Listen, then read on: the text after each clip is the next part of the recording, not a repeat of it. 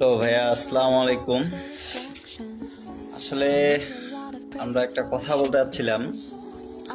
কথাটা হচ্ছে, এই আসিয়া যে ছোট মেয়েটা, একে যে ধর্ষণ করা হয়েছে, আসলে আমার বিবেকে যেটা বলে, এই ধর্ষণকারী যারা আছে এদেরকে এই পুলিশের হাতে দিয়ে বা এই ওদেরকে মানে প্রশাসনের হাতে দিয়ে এদেরকে এই জেলে দিবে, যাবজ্জীবন দিবে, এইভাবে আর কতদিন?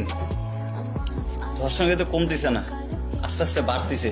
তাতে কি চোখে লজ্জা? একটা ছোট একটা বাচ্চা, একে তো এইভাবে করাটা ঠিক হয় নাই।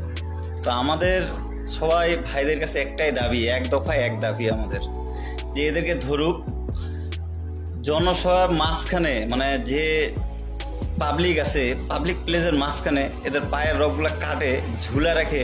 এদের একটাই দাবি, সেটা হচ্ছে ক্রস ফায়ার। এটা আমার দাবি।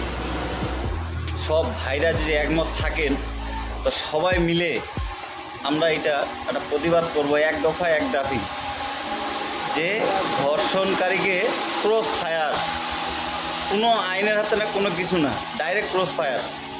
প্রশাসন যদি ক্রস ফায়ার না করতে পারে, তো এই ধর্ষণকারীকে পাবলিকের হাতে ছাড়ে দেব, পিটাই মারা ফেলাক, আরেকজন দেখা পাক।